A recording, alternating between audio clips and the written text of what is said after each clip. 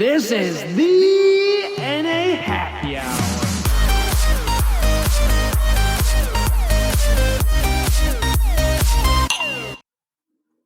Right, so today I'm joined with Jordan from the Mash Gang. Thanks so much for joining me. You've been a long anticipated guest, and we've chatted before online. And yeah, I just thanks for joining me, man. And just it's been so long since we've talked, but it doesn't really feel like it. But you said it was half a year or something. It must have been like last June or July. I think I was either in Spain or I was just back home in Ireland, and I can remember chatting to you.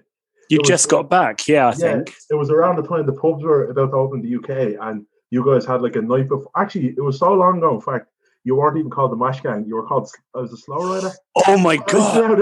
There's yeah. That's how long ago it was.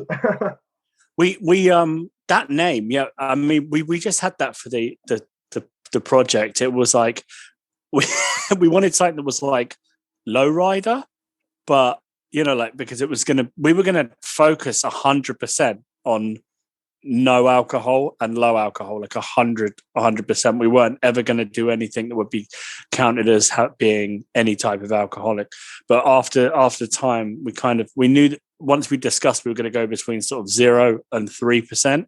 We thought it's not really appropriate, and also it was just a project name, but our email, when we write out an email, it always goes to @Slowrider still, not to Mash Gang. We have to change it every time. Still not quite worked out a way of doing it. Yeah, that's a real blast. That's how long ago it was. I mean, because I can remember chatting to you at the very, very start. You were telling me, God, we're starting up this experimental brew, and I remember you were sending me some photos you were using. Was a watermelon pre-workout? Yes, we did that. I was just thinking, God, these guys are so innovative. Oh my God, yeah. Oh yeah. So that project, the watermelon sour, is something that keeps coming up time and time again, because it was one of the things that people really, really wanted to have, and we have made quite a lot of it, not using pre-work. So no. I'll explain. I look forward to hearing. But I remember thinking, God, that just the incentive behind using pre-workout was brilliant, And you were using like was it a Budweiser lager or something? It was Budweiser Zero because it had no flavor. Yeah. That was kind of the first part of the business, was trying to be smart about something. So before we didn't have any money, so we kind of couldn't just go and spend money on something needlessly. We wanted to make sure that things would work, and I think we made.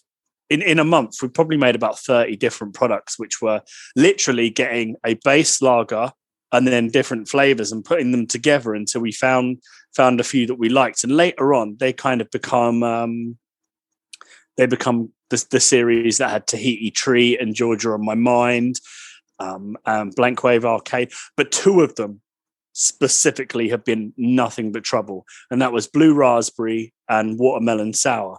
The watermelon sour, it's hard to get hold of the dried watermelon extract that we needed during the sort of up and down with Brexit, really. And I think that the next time we make it, we'll hopefully have a lot more of it. But we will make it again. We get harassed for that more than anything else. Yeah, definitely. So what is the whole range? So there was the watermelon sour, there was Death, is it the New England IPA? Yeah, that wasn't part of the same range. That just happened to come along at the same time. I am Become Death, Destroyer of Worlds, obviously. So I'll crack open the can of California and come on. I do the same. 1, 2, 3. Oh, I love it. I got a second camera. Oh my God, mine's gone all over the table. Oh. So this is something that happens so frequently. I don't even know what to say. But no, not at all. We got it. No, so we made a joke the other day. We've got Alex has got a new dog, Milo. Oh, I seen the post with the picture on social media with the dog. But I said like our cans frequently pisses all over the floor. Oh God. That's so much. We'll edit this out. It's okay. No, please leave it in. You got to leave it in. Yeah. I actually did remember you. Or you listened to you talking on, was it This Week in Metropolis? Yeah. A podcast recently, and you were saying that you were kind of when you did have a problem where cans would open and you were asking people to send you videos for marketing. For carnage. Yeah. So yeah, it's one of the less talked about bits of the industry. It's a real pain in the butt. Is stability. God, I love that beer. Is stability that something might be okay when you put it in the can, but we kind of do loads of stability testing where we do something, then we post it somewhere and try it out. The reason this one just exploded is because I put it in the freezer because I wanted it to be like really, really cold. And I've just pulled it out of the freezer, then ran up the stairs with it. So I probably made a bad move there. But yeah, God, I love that beer. Yeah, it's beautiful. So it's modeled off a 90s malt liquor, is that right? Yeah, it's modeled after it's modeled after Old English, and yeah, that struck a nerve of a few people. They're like, well, it doesn't taste anything like it. I can tell you, it tastes exactly like it because we put benchmarks next to it. The only thing is, Old English is really, really, really high ABV. Well, not really that high anymore, given that Daya have like 10% IPAs now. But for the time, it was pretty heavy. Oh, Mike's coming in. There you go. Lovely, excellent. This Mike is the brewer, is it? No, he's I don't know what Mike's job is. Neither does he. I don't know. Head of strategy, I think. So there's 5 of you, is there? There's you, Mike, Alex, James, and Ben. Is that right? Yes. Yeah. Yes. And you're like the Beatles plus one. What was it? My favorite quote from the Beatles when they said, "Do you think Ringo Starr is the best drummer in the band?" Right?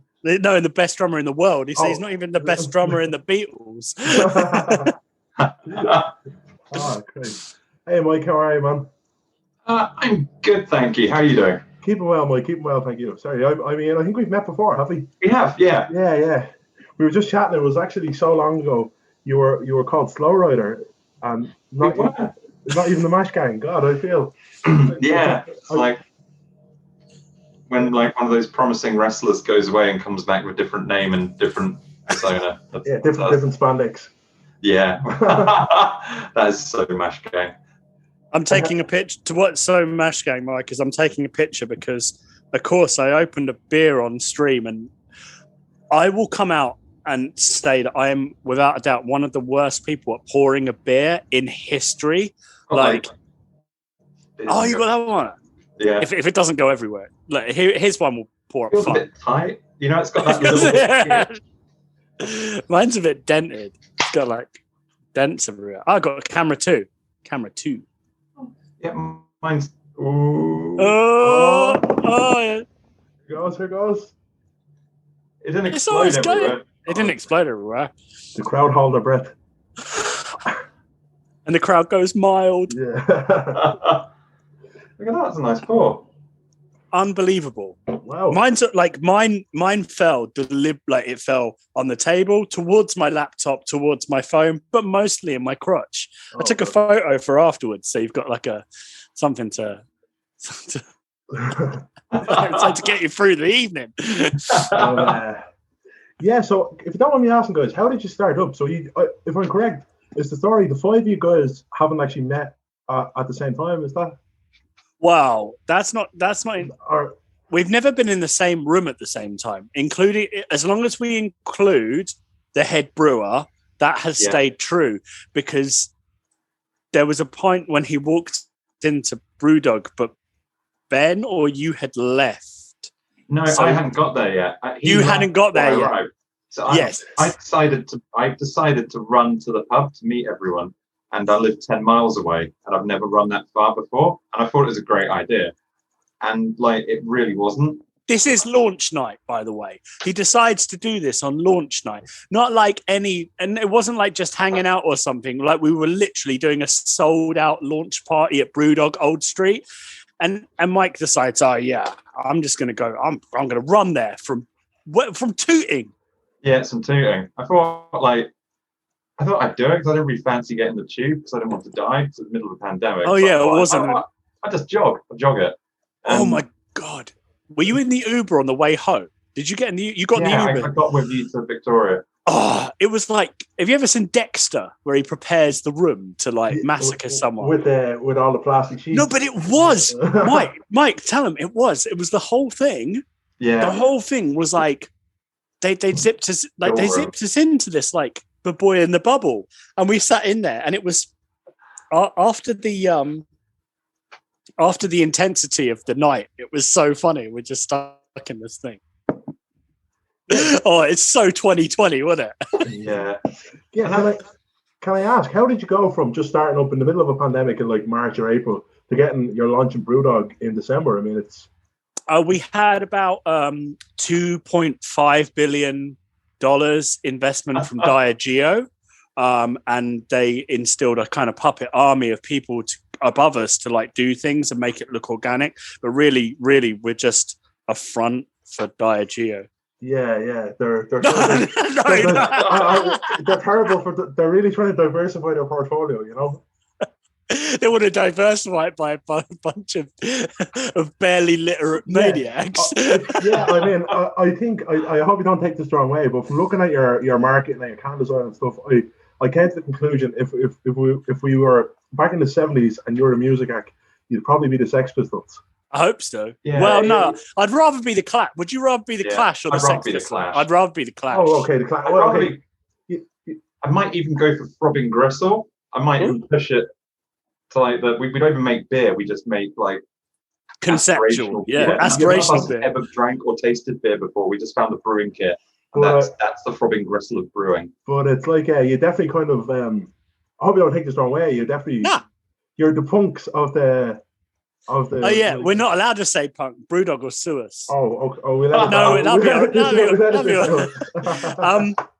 like how do we do it so fast with nothing? Really, one of the things I guess is that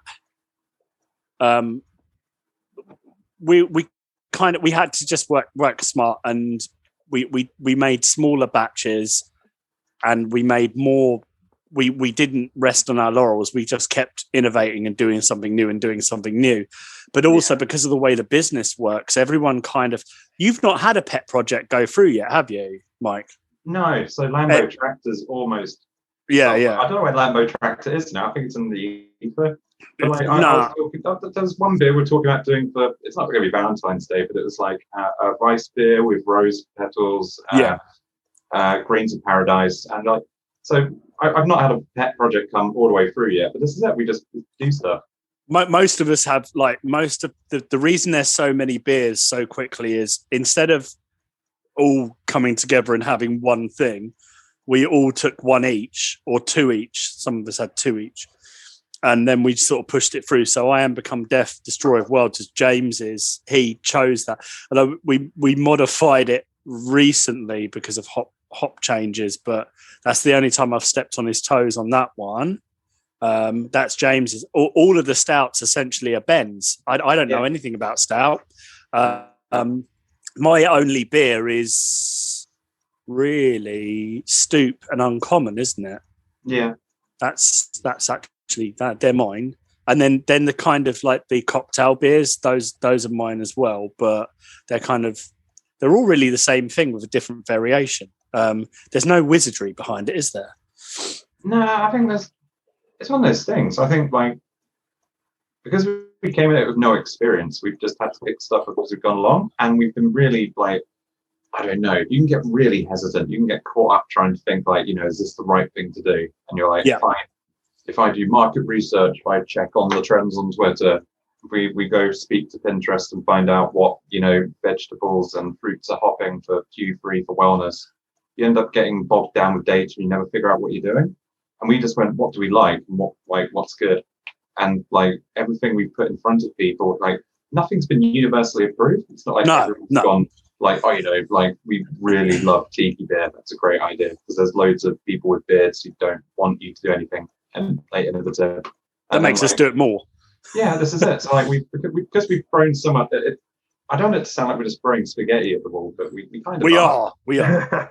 And like it's working. I mean, this is phenomenal. This is the only beer I've tried in the range, but this was such a I remember the meeting for this one. It was such a contentious one because logic dictated that we should have released the NEPA first. And we would have been one of the first in the market, apart from Mikella, that had a New England IPA in the low no capacity. There, and now there's quite a few of them, quite a few really good ones as well.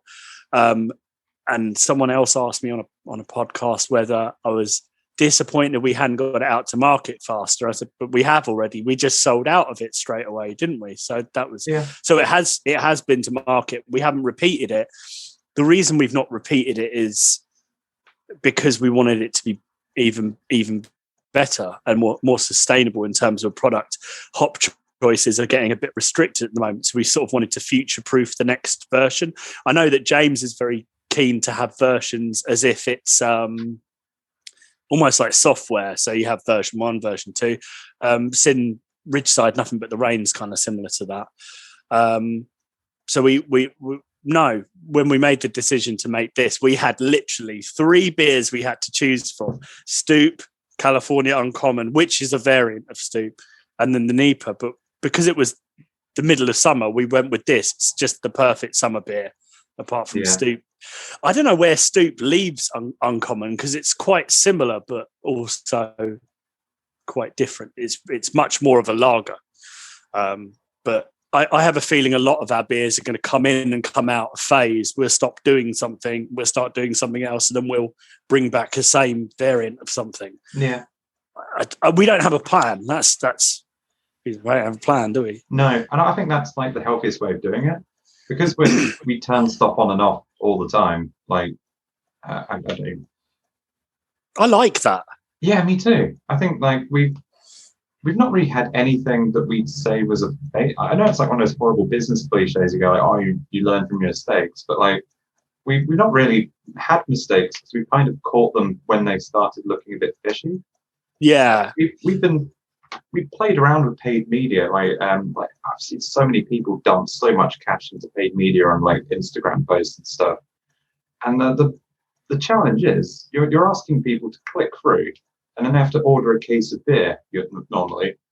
So like you're looking at someone who's on their phone, like probably in the house at the moment, lockdowns, but you're asking someone to just on the fly, they're looking at pictures of their like girlfriend's house or whatever, and then they're like, oh yeah, do you want to spend 30 quid ordering beers? And like, I do, but like often, you don't often do it. So I don't know, like it's very hard to spend on paid media and have it like give you positive returns. So we were like, how about we just talk to everyone, and we like spend time on the platforms like actually being a human and talking to people. And like that we kind of, I don't know, I don't want to like flag any names, but like you see some other people who've come to the same space as us, and they look really professional, and like people just don't want to talk to them. So it's like talking to Kodak. And then like we're, as you said, we're a bit punk, we're a bit like, I don't know, I think we're very approachable. So like we're happy to just talk about hops, we're happy to talk about like anything. Yeah. But if someone says like, oh yeah, you're a bit punk, and then they listen to our accents and say, well, really? Because you sound reasonably middle class. It's like, although we are, me and Mike dedicated pretty much most of our, teenage and young adult years to actually playing in DIY punk bands and metal bands and hardcore bands. So we kind of, when you say, oh, it feels kind of punk, it's because that's the only business acumen you've ever had. I need to make money. I'll print some T-shirts. I want to know what people want. I just ask them, or I create something and then find the people that want it. If you went to record executive with like Cannibal Corpse or Infant Annihilator Records and sat there and went, this is what we want to do. What do you think we want to do? What should we do? The record label will be like, nah, you need to be more like this. Yeah. Whereas, and I guess that's kind of where the brand is, that, we've had people say, I don't like your beer. And it's like, okay, well, thanks for trying it. It's like, you need to change this. And it's like, no, you just need to go ahead and buy something else. Yeah. You've got a load of choice. Just go ahead and do it. It might not be for you, but. Well, don't you have the great story about the white vest? The what? Was it yourself? You had the story of the white vest when you were printing T-shirts. Oh, the white vest story. I thought you said the white fist, and I thought, Yeah, that sounds sounds like else. Okay, we have the name for the next beer anyway. Yeah. Yeah, so the white vest story is that people will give you advice because they want to. Do you want me to tell the white vest? Yeah, I mean, I heard it on I don't know. This Week in Metropolis. I thought it was brilliant. Yeah, I do the white vest story anyway.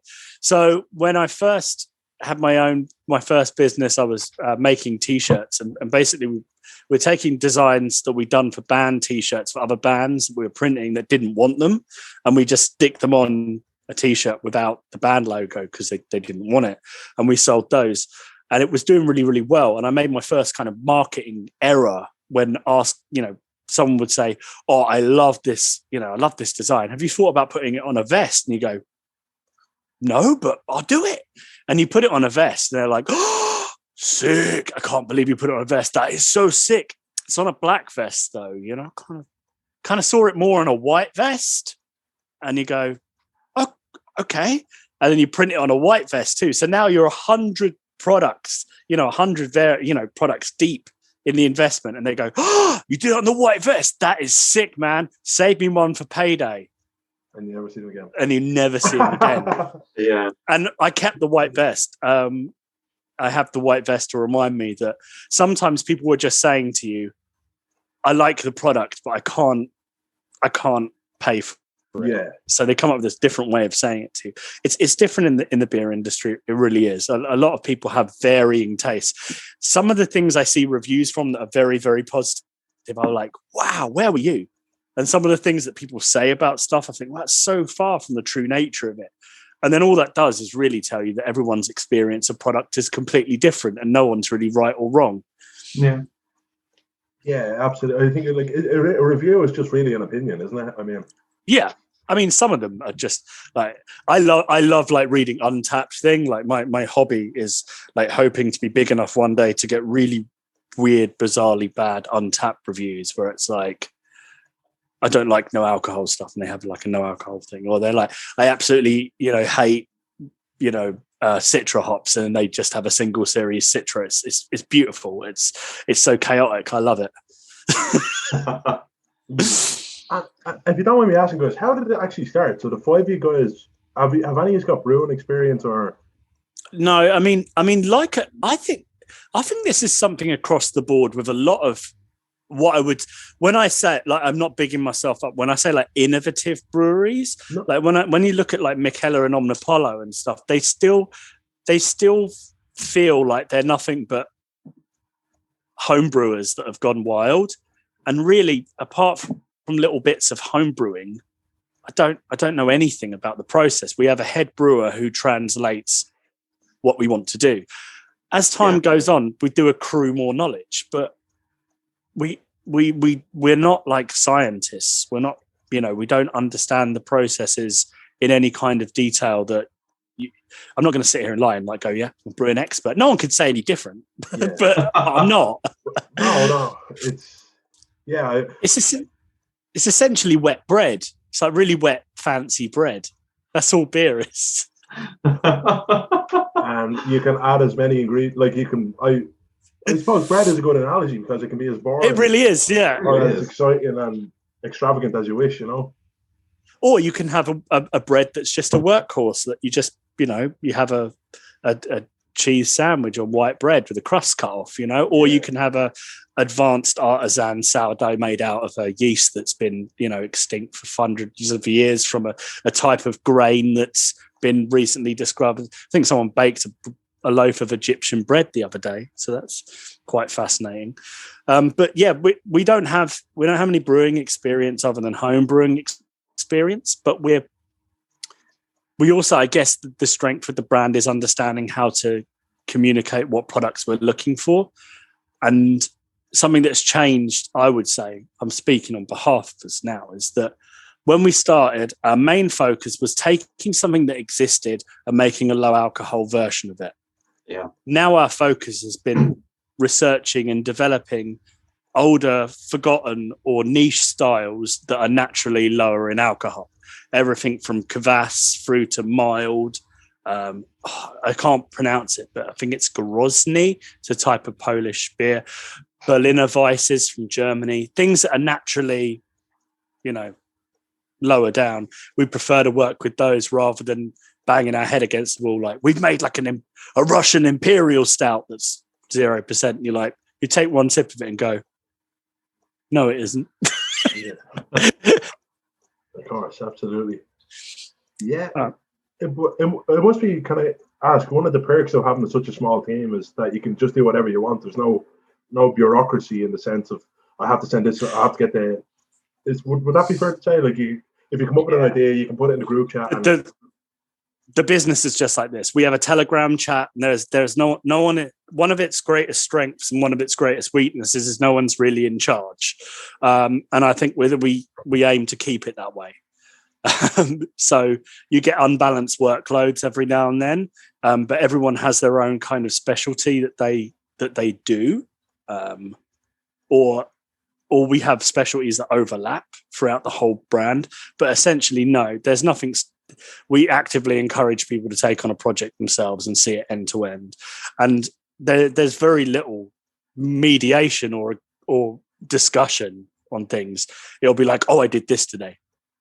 It's kind of just like that. Or can someone do this because I can't? Yeah, that's literally how it works. It's amazing how simple it's such a simple formula, and it's so easy to get right, but so many get it wrong. And I think you guys definitely have it right. I think when Mike was talking earlier about acting successful, acting like a big business straight away, it seems to me like a hassle coupled with a burden. If you like, we talked to a lot of people around our size, and some people just have a just completely different aspect on their business. And we had a potential investor that changed their mind because of our price point, and they said no one is going to pay £2.75 for an alcohol-free beer. And I just said, they do though. And he said, well, show me where. And I went, well, but these places. And we sat in the conversation. I just, at the end of it, I went, it's not that I can't convince you. I just feel like I don't want to. Yeah. I think that your vision is alcohol-free beer doesn't have duty on it. You can make an alcohol-free beer and sell it with a profit for 50p if it's basically just water and hops. Why aren't you doing that? That makes sense. What we're doing doesn't make sense. No. I see no upper limit. The cost of a beverage will cost what the ingredients go into it. So I've had people say, I can't believe Omnipollo's £5 a can. I'm like, it's got £2.50's worth of ingredients in it. So that's why it costs that much. Yeah. It's like Daya stuff. It's like all of the saturated series are literally like, they must be like £3 or £4 worth of ingredients. Yeah, God knows how much hops they put. But if you look at, it comes out like soup. Yeah, there's got to be a correlation between how much you spend on something and how much the quality comes out. I know there is a disconnect in luxury brand. Not I'm saying we're a luxury brand. There is a disconnect in value of a luxury brand. But I guarantee that the amount of ingredients in a supermarket shelf beer is significantly less than most of the craft beers. That's one of the things that I feel. It's got to be and one of the things that I think that Brewdog does really well is I would say that they sell some luxury adjacent products. So Layer Cake looks and appears to be like one of those £10 beers. But how much do you remember, Mike? How much Layer Cake is?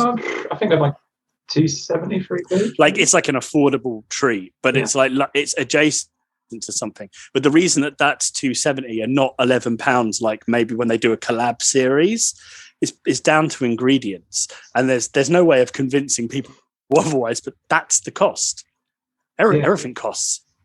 And it's like when you look at some of the, I don't drop any names, like the massive brewers who do no alc versions of their beers, you turn them around and read the back, and it's just like carbonated water with hop essence, with natural flavorings and stuff like that. Yeah, and it's not necessarily a beer. It's like a hop enriched lemonade. Yeah, don't get me wrong.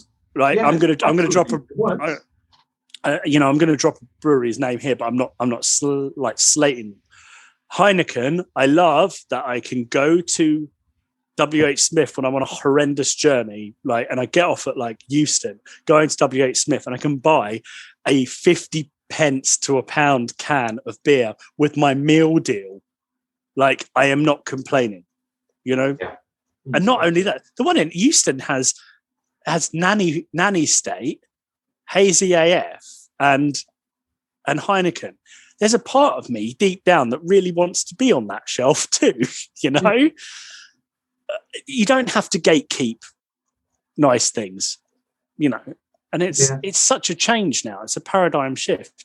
When the day Guinness launched their 0.0, we were canning our first stout, right? Yeah. And everyone in the industry was like, "Oh God, they're coming for us." Me and the head brewer Mike were standing there, and we're going, "Yeah!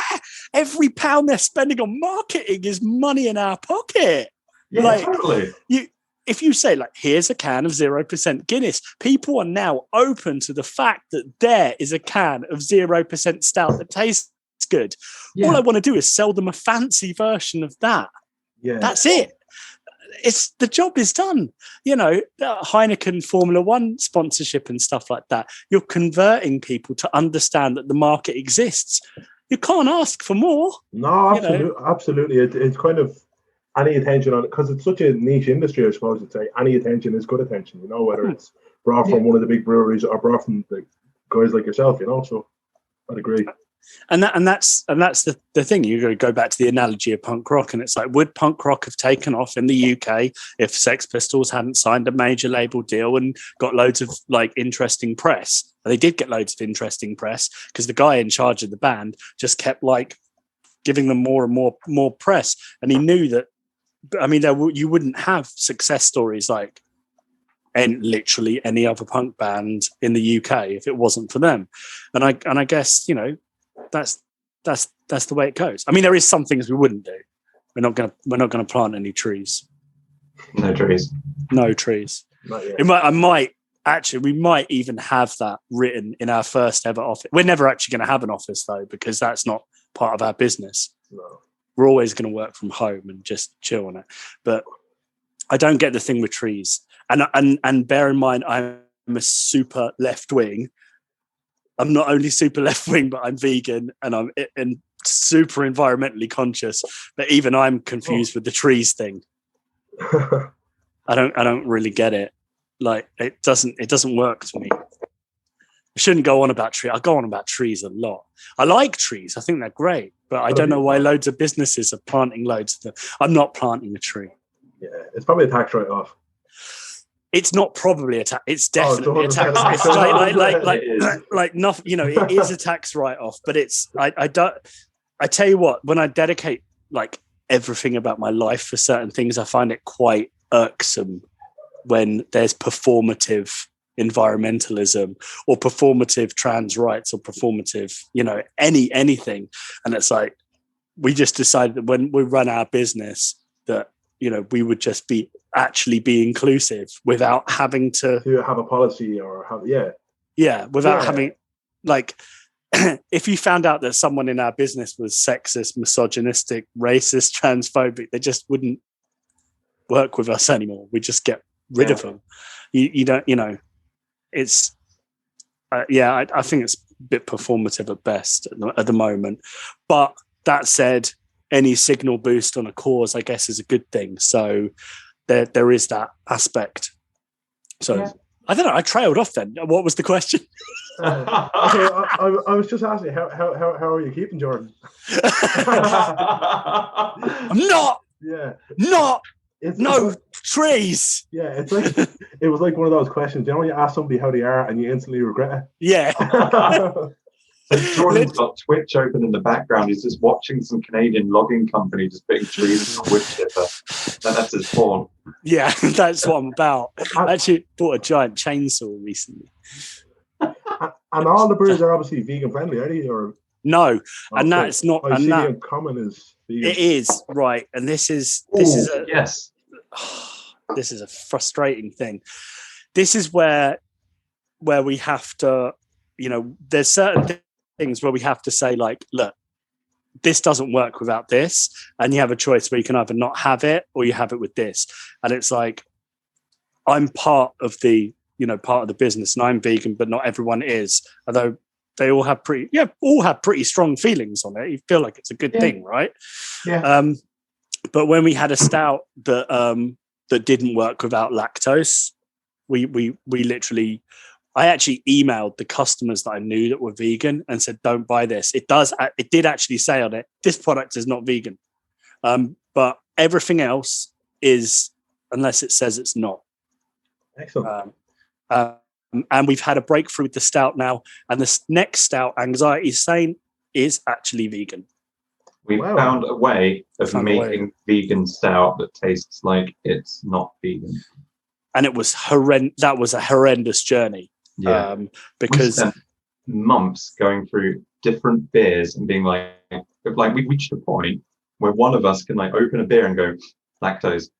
It's like when people use it to bulk up NEPAs and stuff, we can go like straight away. You can smell cheater. Yeah. And this all started with the guy. I went out for a beer with the guys for Little Monsters, and I learned a lot of people will say that those guys are like they're like real brewers. There's two breweries that when I'm looking at brewers, that's the Colonel in London and Little Monsters. Where you look at people that they don't just know what they do it on a forensic level, and they ruined so many beers for me that evening in one fell. So I was with Ging and with Dave Thomas, who are both industry as well, but full ABV. And he was like, "Oh, you see this like feeling on your teeth and this taste. This is like it's got too much lactose in it." And once I tasted it, I was like, "You know what? Yeah, I can tell that different taste now. And unless it has a place for something like you're doing a milkshake IPA, it shouldn't be in it." And then I started tasting it in everything. He ruined so many beers for me. I'll be excitedly open it up and go, lactose. Too much lactose in it. And he just ruined it. But in terms of learning as well, our brewer's pretty open with schooling us on stuff. I mean, it's what he used to do, was like teach people to brew. So he's pretty good at stalling. It ruins loads of things like diacetyl, which is like a... looking at it, I keep complaining. It's metallic. Now, what is it? Is diacetyl the one that tastes like sweet corn? Is it, or it's like buttered popcorn and sweet corn? I think Carling kind of famous for having that taste. I actually haven't had Carling for a long time, but it would explain why I didn't like Carling. Although the Reading Festival hot Carling experience is probably another reason. But yeah. Starting to understand what's in, and I had a can of something the other day. And I was really excited. And I was like, and I opened it and I got that smell straight away. And I was like, this ain't done. And normally I would have just chugged through it and I would have been like, interesting buttery overtones. But now I'm like, oh, that's wrong. I can tell a lot of hops from just smelling them now. And I feel like there's times when we've talked, haven't we, Mike? And we're like, I actually think I'm getting this.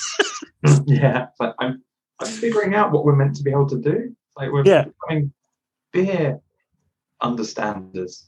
Yeah, although James's video every time I go, I'm getting hops. It's just every single time. He'll be just like, and he'll wait, and he'll be like, he's gonna do it. He's gonna do it. He's gonna do it. I'm getting hops. There he goes. Yeah. He's done it. And like when you get as far as like Daya and they do the single hop beers, and you're like, oh wow, this is not what Vic's Secret tastes like at all. No, they've broken it. They've made it turn into like some kind of mango.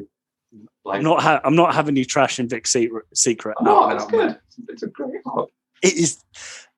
I go to war on this hop. Vic's Secret is the best hop that exists, and everyone's Citra this. It's Vic's Secret is the best hop. So when I discovered kiwi hops, I went through a phase of being like, my God, these are all brilliant. They all taste like that really expensive honey. Yeah. Manuka. Yeah, I realized that a lot of the kiwi hops all taste like that Manuka honey. Yeah. And it just everything that it goes into, unless it's balanced really carefully, tastes like Manuka honey, which is great. There's that Daya I can't remember what it's called. Saturated Mo. Oh, No. So that one was great. What was, I don't know, I think it was a Dea like Happy Collab one, or it was, so it's the tin which has got boxing gloves on it, and it's yes. and like I think it's Idaho 7. Yeah. Somehow or other, it tastes like Manuka honey mixed with like honeydew melon, and it's like the maddest thing ever. I think this is probably one of the things I love the most about brewing is the time and the temperature you put hops in changes it so much. It's almost hilarious. So I would say that one of the drawbacks of full ABV beers is that you can't as easily control how the hops react. And I know that there's loads of brewers standing up at the same time. It doesn't matter if you disagree with me, I'm still right. You're having, when you're brewing a full ABV beer, it is kind of like patting your head and rubbing your tummy. There is so much going on in the control and the process. We don't have that stress because our product is stable very quickly because of how the process is. So we actually get a lot more time and to do it. Of course, we don't have the benefit of the push that alcohol gives. The solvency of it makes a lot of things very, very buoyant. They make things very exciting. They make them very, they allow the flavor to carry in like a different way. But you'd be surprised how the effect of adding hops at different temperatures, different times, even the level of carbonation will have on how the finished product goes. And that's me and Mike have been down a hell of a rabbit hole with malts recently and oats and stuff. My Vienna oats at the moment and caramel and stuff. Heading down that route, they add so much to it. Yeah, and I think like we're probably, I don't know, if I'm going to guess, rather than going like, because I know a lot of the stuff we're doing now is pretty like crazy, we might just completely throw everyone and just do just like a complete German like malt beer, or we might do a mild, or like we definitely could do a mild. Yeah, we definitely could do a mild. We definitely could do a mild. Like we've just, I don't know, I know we've just said, I've spent ages saying we're not brewers, and we're not, but like I think we appreciate some of the like subtleties that we didn't start with. Definitely. Like I'm sorry, I don't mean to be like straight away, but really something that I didn't understand so much was finesse. And I brought up the Colonel Brewery earlier because I would say that when I first jumped in, I had a Colonel table beer simply because it was under 3% and I could drink it. And I would drink it. So that was it. Now coming back, I realized that the craft in that, where it's just a single hop, where it's quite a simple table beer, it is very finessey. It's very, very bougie, and it's very cool how it's done. It's sometimes simplicity means you've got nothing to hide behind. Yeah. And I think I speak for the whole brand with the more that you go into the supermarket and you have like Idaho 7 single season series IPA, we're more, we're like, that's amazing, that's cool, but we're less and less interested in doing it, whilst the big breweries move towards more craft style or craft adjacent styles. We're rediscovering mild, we're rediscovering best bitter, we're rediscovering malt liquor. Yeah, this is definitely, it was the whole thing of finding out that in the 1960s and 70s ABV was like a lot lower. Incredibly so.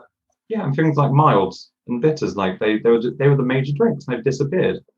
On the bottle of Harvey's I got, it said that their dark milds were almost 90% of beer sales in the United Kingdom post World War II, and those guys were well hard. So if they're drinking mild, then so can you. Yeah, a mild is brilliant. It's more about, I think this is where we're going. It's more about not trying to adapt a beer style that already exists. It's more that just making beer.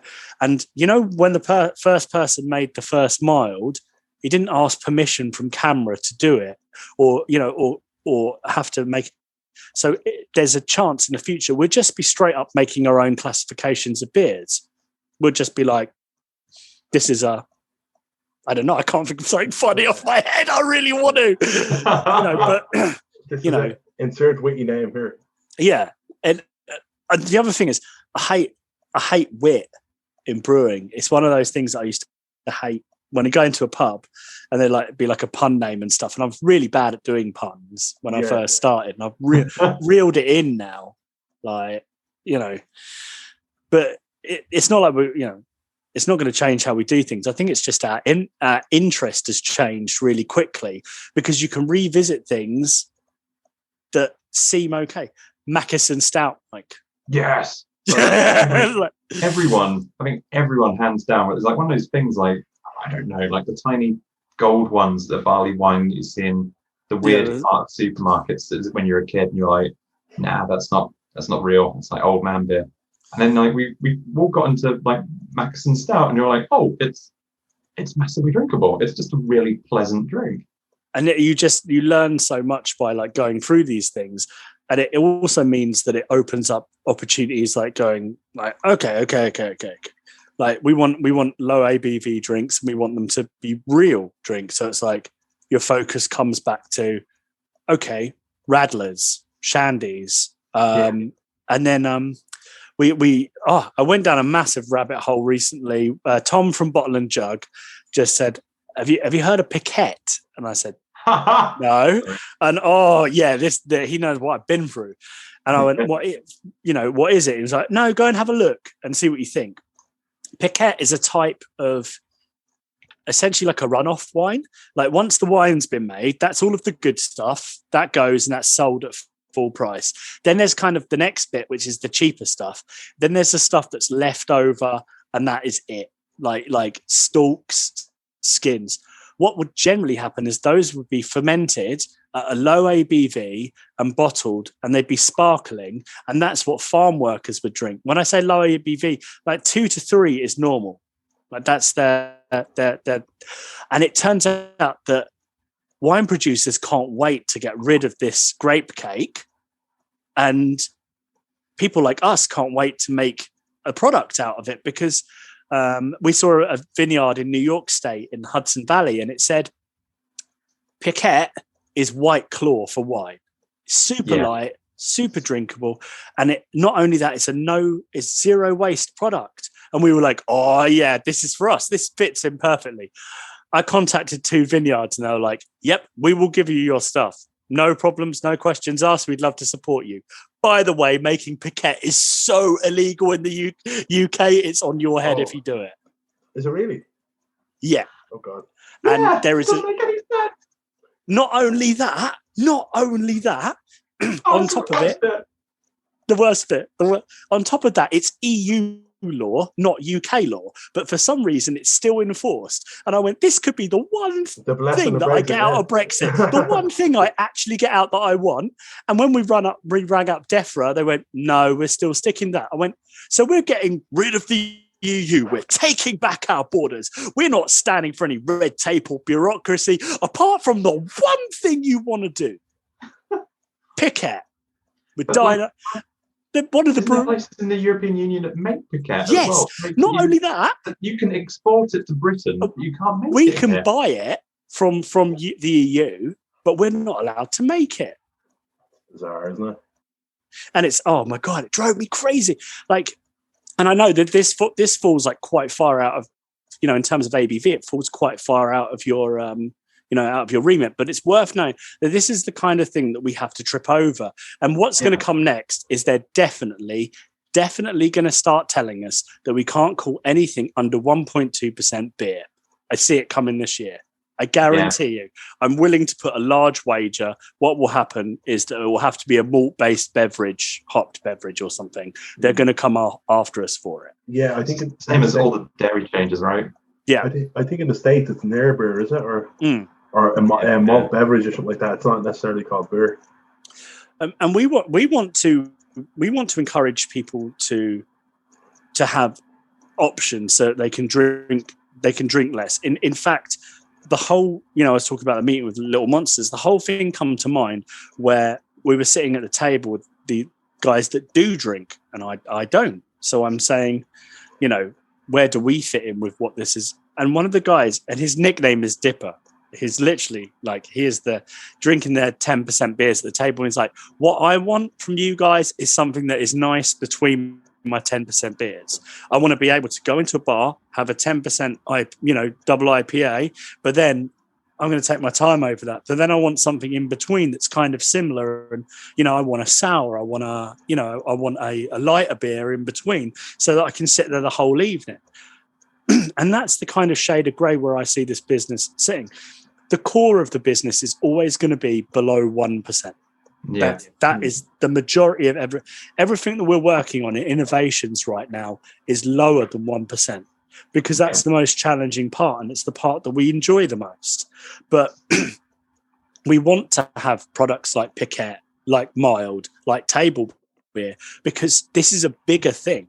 Like Mike said, if you go back and look at cans on eBay from the 70s and look at the ABV on it, Foster's is like 2.4. What else was there? Skoll, it's about 2%. All of the and wine glass sizes have got massive over, God knows how strong was wine in the 60s, 70s, and 80s.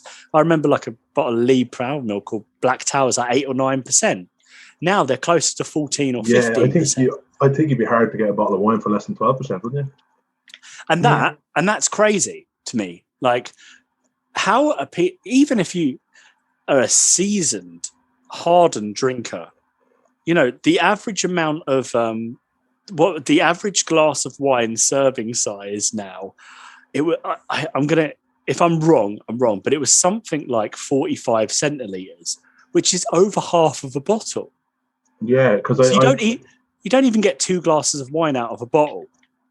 Yeah. Now that doesn't seem, it seems wrong. Like, I think that maybe by accident, Brewdog started an ABV arms race that had begun at Stella but got really accelerated, and I don't think that they would have meant to have done that, or anyone meant to do it. It's just ABV creep has been crazy. So many people are looking at what they're consuming now post lockdown or during lockdown. We had, when we started the brand, we're sitting there, saying, I can't be getting up early in the morning and then banging 10% IPAs all day. I'm going to die. And it's like, I mean, not me. I would, if I had a 5% IPA, I'd fall off my chair and start fighting people that aren't there. But, but speaking in general. Anyway, sorry. My God, I'm on a rant. Sorry. No, you're okay, guys. Edit this down. Take 4 hours out of it. We'll rein it back into the conversation anyway, if you don't want. So just before we wrap up, can I ask just about the marketing, like the can design, which is one thing that always struck me with you guys, was the designs, the labels, and the cans and stuff were really cool. Is that a collective, or do you have someone that does it for you, or? No, actually, we have more than one artist. That's the funny thing. But because of kind of what we like, it sort of always kind of comes together. But on top of that, now we have an in-house artist, and Lucinda Bloodflowers, and they sort of synergize all of the packaging so it kind of looks similar enough, if that makes sense. Yeah, of course. So the imagery will be one thing, but then the colorways and making sure that everything goes together in terms of packaging. I like having packaging that is exciting. It's one of the best bits of the job. I'd absolutely agree. I mean, I think if you've seen that in a fridge and an off license, you'd probably assume it was alcoholic, because there's not many.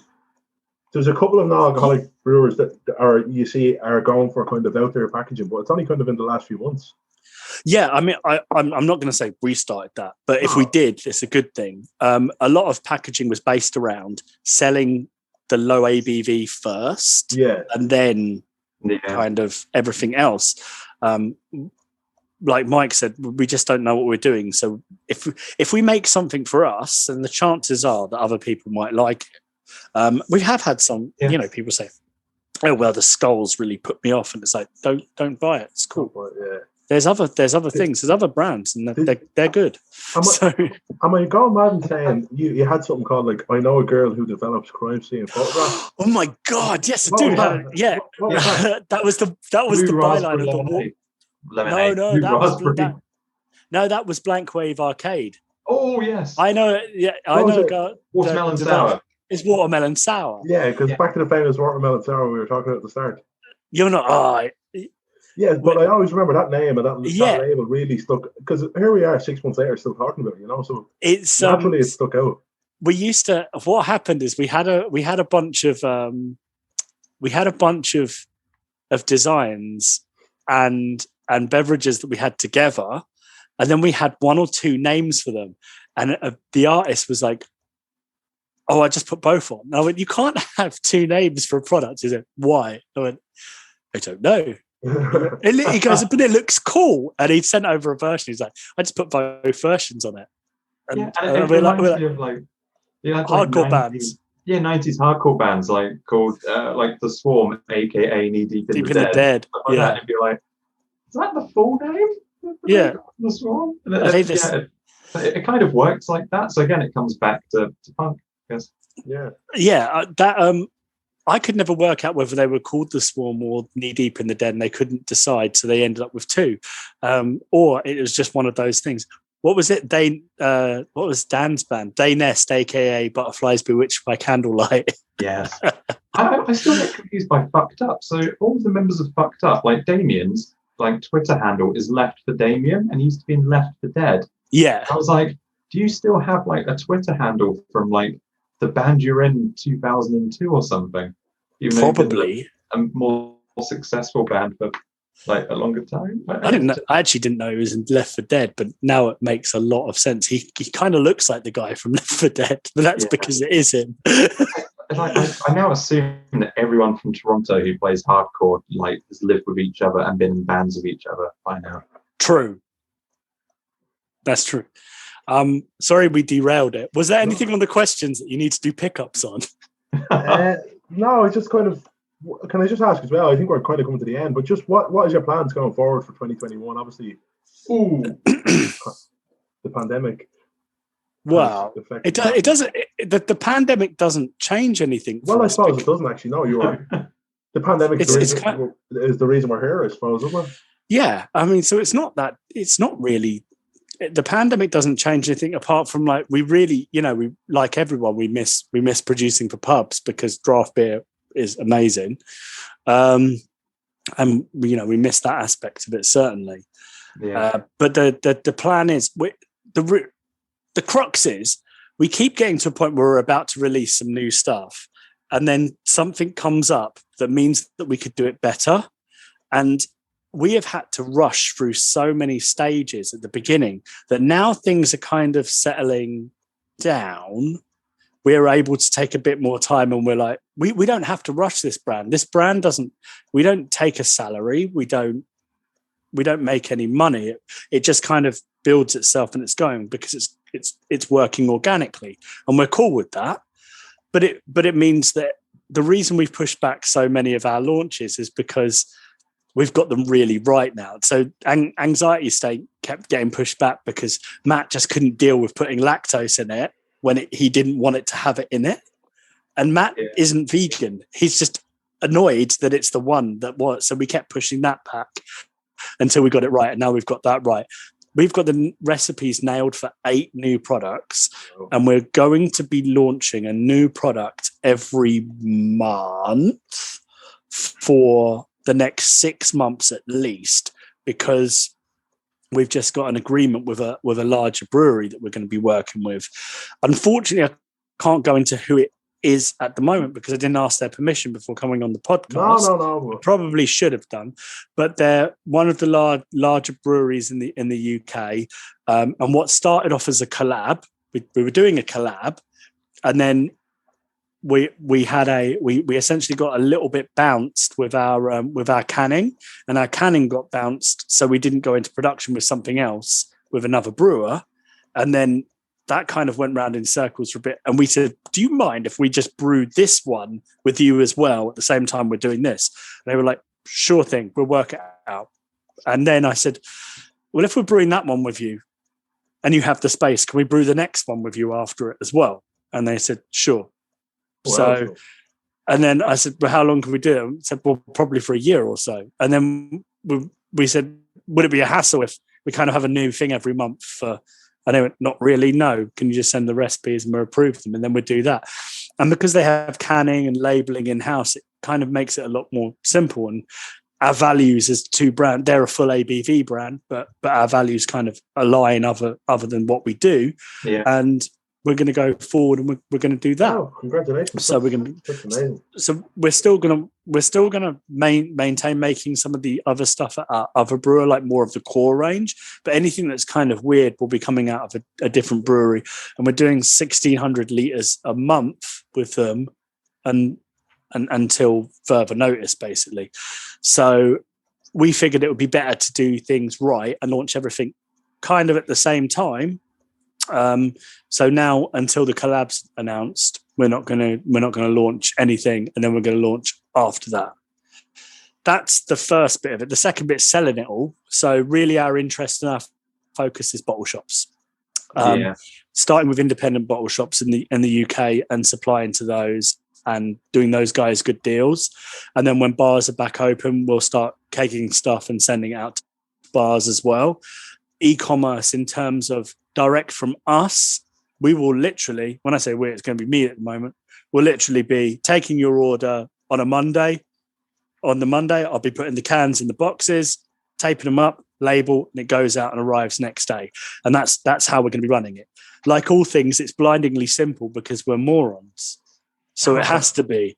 So everything is simple. We put things in one place, and when someone places an order, we'll just send it out the door the same day. And that's what I'm going to do.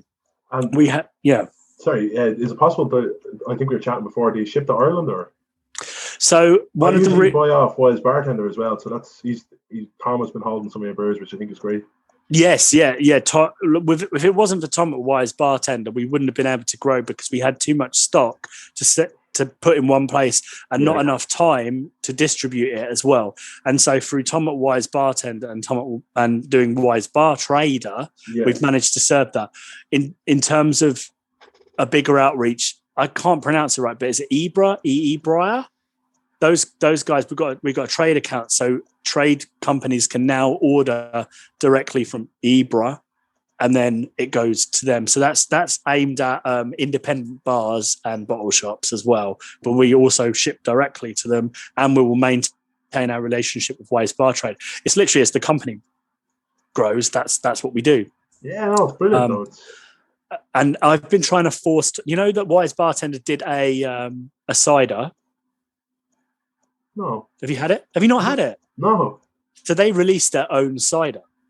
Well, I didn't know that. Called Unicorn. What? Why have I not had this either? I told him that he promoted it poorly because anyone that's had it really likes it. I bought like 2 cases because I really like cider. But I've been harassing him that what I want to do next year. Did you ever have snake bite? It's like cider and blackcurrant, is it? Cider, blackcurrant, and lager. Yeah. I was like, I was like, come on, Tom. And he was like, this is the best idea I've ever heard. And I was like, yep. So we're actually harassing him into when they do their next run of cider, because obviously it's seasonal because they do it with fresh apples. That when they do their low alcohol cider, we'll get one of our lagers, blend them together, some blackcurrant, and then just old school style. I'm just like, it's going to be. Get me in the mood to breakdance. I'm going to be in the mood to go to like a really bad goth club and listen to Sisters of Mercy. Just so. Maybe this is it. Maybe the pandemic ends and we bring out Snakebite 0.5%. The Cure. The Cure. Oh wow. Do you reckon Robert Smith will sue us if we call it The Cure? No, he's lovely. He's from Bognor Regis. I've got so many good Robert Smith stories. I'm not going to tell any of them now. Just like, if anyone wants a Robert Smith story, tell me. We used to live next to Bognor. The best one. I've got 2 really good ones. One of the best ones was I was once in a car going around past the Iceland, and Robert Smith came out Iceland with like 4 big bags of shopping, and he still had his hair done properly. And it was just like, he still looked like a disheveled granddad in the middle of Bognor Regis shopping at Iceland. And I was just like, this is so... So it's not Robert Smith. It's definitely Robert Smith. Like, this is so weird. Mine was he had to always check, because he got the train from Bognor Regis to Brighton. He'd always have to change at Worthing. And I'd be going to a gig or something, and he'd be down the platform. I'd be like, that guy looks so much like Robert Smith here. And then early morning soundtrack were playing at Concord, and I went to go and see them. And lo and behold, Robert Smith is on the train. And I'm just like, God, I want to say something. And I just lose him out of the station. I don't assume that he's going to the same gig as me. And I go to the gig, and then I was kind of mad at myself. Like, should have said hello, should have said something. And then like Stu's like, it's you met Robert Smith from The Cure. And he just like literally just turned around and went, hello. And I was just like, oh my God, this is so weird. But I was just like, hello, pleased to meet you. And I just thought, music.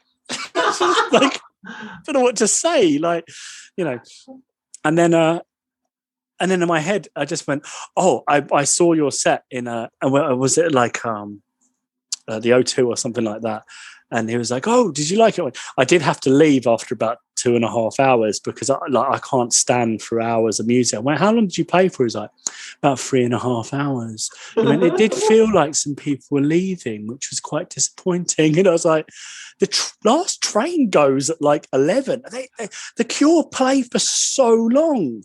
Like, it feels like they actually just play everything that they've ever written, you know, but they're quite good. Value for money, absolutely. Yeah, absolute value. Yeah. Absolute value. But it's like, why did you leave the concert? It's like, because I was just exhausted and I had to go home, you know, like, but 10 out of 10, recommended. Excellent. Well, guys. You just reminded me of when... He's like, I want to go. And you're like, no, not at all. Go on ahead, Mike. Go ahead. You're not going. You're not leaving ever. No, that's the time we went to the European premiere of the Evil Dead remake, and we were in the front row seats, and the film played, and it was brilliant. And they did like a Q&A, and they had the director and the actors out on stage, and they had like Sam Raimi and people who produced it.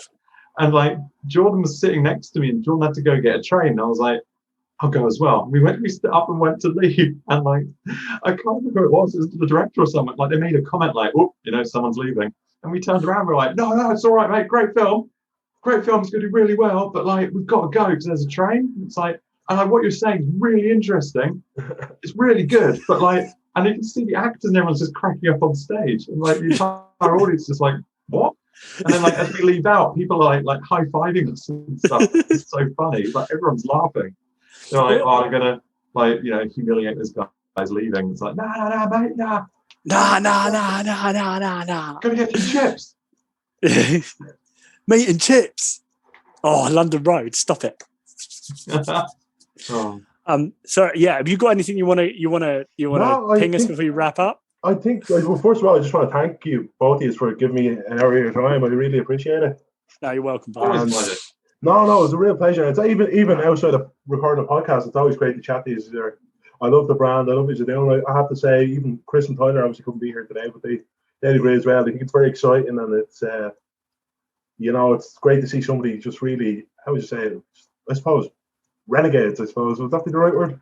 Yeah. I don't want to say that offends you, but I mean, in a good way. No. I mean, you're definitely it's like a breath of fresh air in the industry, and you're at the forefront of, you know, craft non-alcoholic beer, and I think it's amazing to see. And I wish you nothing but the best, honestly. God.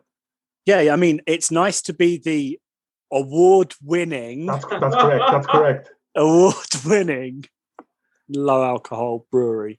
Yeah, it's. I mean, I think we didn't really expect anything. So everything more than nothing was brilliant. You know, and that was a beautiful way to cap off last year. It really was. We expected to win. No, we had memes ready. You know the meme where the guy's in like he's got like the medal and he's like got the champagne that he's in third place. We thought third place at best, so we made the meme ready, and then Robin's like, "You won," and it was like, "Oh, yeah." So I got the stuff ready. But no, honest to God, lads, I think it's obviously the industry have reacted quite positively to you as well. But that's obviously everyone's been so nice, like everyone. Yeah, well, it is a great community, isn't it? It's because I think because it's quite small at the minute, everyone's kind of behind each other, and as we were saying earlier on, once it's any publicity is good publicity for the industry, you know. we Totally. you know, like I said, when we had an investor and they're like, who's your main competition and how do you plan to sort of take them out? And I just like went, Yeah. I'm not a Navy SEAL. like you know, there's like an underserved, you know, like product.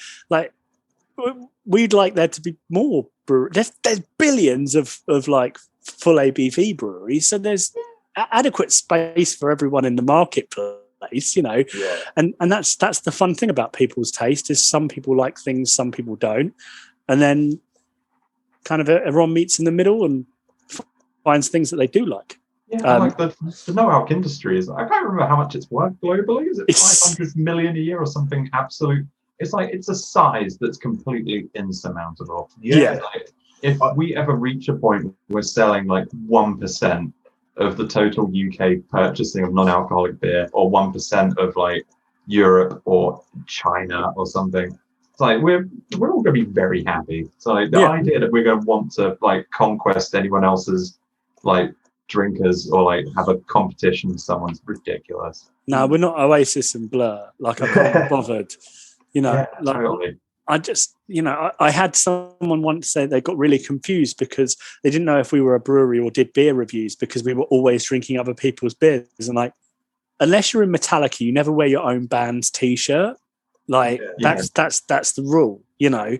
So we are into the industry in the whole. And as soon as there's a new thing, so like someone quipped and they were like, you're doing your market research in the competition. It was like, no, they've just released a peanut butter milk stout that has neither peanut butter or milk in it. Of course I want it. You know, like, you know, I'm interested in this. You know, it's like when someone releases something, like when Ridgeside had their first sour out, I like rushed and bought it and they're like, you know, let me know what you think. I'm like, well, I don't like it because it tastes of apricot and blackcurrant. Two things I absolutely hate. And I went, but it accurately tastes of both of them. And I kind of thought that it might not. You know, it might be like Ribena, but it doesn't. It tastes of apricots and fresh blackcurrants, both of which I don't like because my grandfather had them in his garden and I ate them and made myself really sick when I was like 4.